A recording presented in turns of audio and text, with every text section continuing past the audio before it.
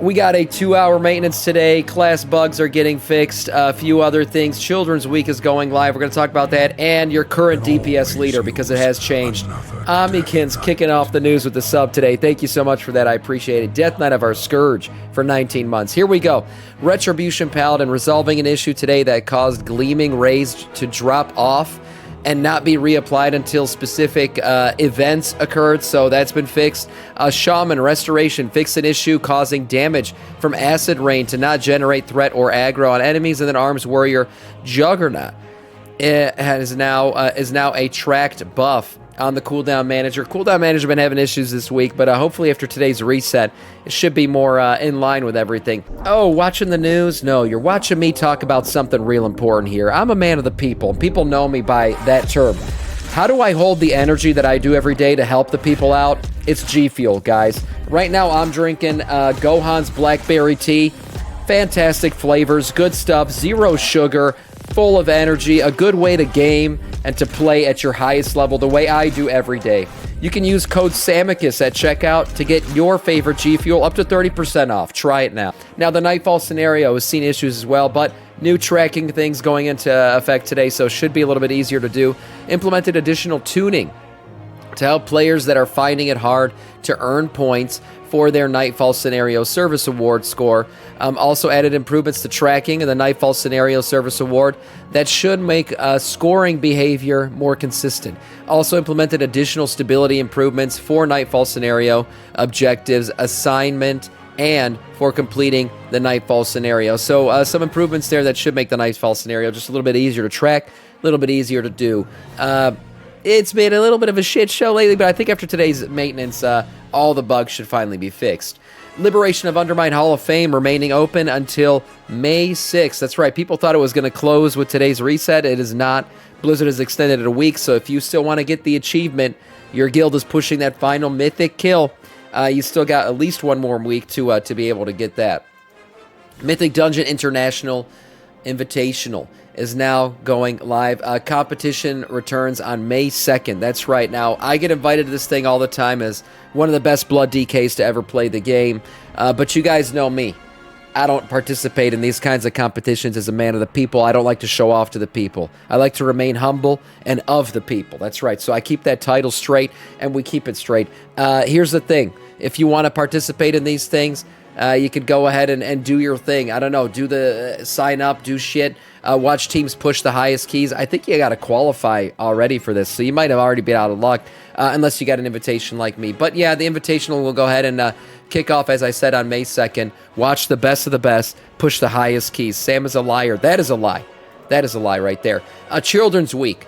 Children's Week. That's right. Children's Week is live. New orphans, pets, and a transmog. That's right, a celebration of orphans. I don't know if that's a good thing or a bad thing, but you can pick up the quest 9s from Olna, the Matron in Training, and Dornagal, and yes, the Arachnophobia, yeah, we'll change that 3 to. So you got some new little guys here. You'll get some new items as well. There is a new holiday currency, the well-loved figurines. Each of these new well-loved figurines, which you can get for doing the quest, will allow you to purchase one of these items, one figurine per item. You can go ahead and get yourself a new pet, new little Lynx pet here, a new little doggy boy pet as well, the hyena pet, a little robot here, and then the Alliance and Horde little play shields and weapons here. So you can get these things from, where is it? Each item from Geppetto's costs at least one item, so go ahead and get them from Geppetto. He survived the fall of Dalaran. I was going to say, wasn't he in Dalaran? He set up his children's shop. You can exchange these, I think, in Orgrimmar and Stormwind. That's right. Geppetto's vendors are now set up in Orgrimmar and Stormwind, so you can go buy these items. DPS charts. Let's get straight into it. That's right. There is a new leader. Affliction Warlock has been dethroned after a, as they say here, very short stint at the top, now dropped down 4. Let's look at the chart real quick. We got Devastation Evoker laying devastating DPS. This is the 95th percentile. Just remember this, guys. This is literally the pumping of the pump, the most perfect rotation, perfect gear, perfect layout, perfect everything. You yourself are not perfect, so don't worry about these numbers necessarily in terms of what you're going to play. You know, play what you want, but it's always fun to look at these and see what if everything in a perfect bubble plate lays out. who's going to be the top. It's Devastation Evoker right now, followed by Marksmanship Hunter, Destro Warlock just up behind him with Affliction Warlock. So Warlock's doing really good right now in raid DPS. Unholy Death Knight, Frost Death Knight, also Death Knight's doing really good. We've seen him pump big-ass numbers. I am, in fact, perfect, Sam. Yes, I'm sure you are. Ass Rogue just behind him, Windwalker Monk, Arcane Mage, Shadow Priest, Elemental Shaman rounding out your top boys there.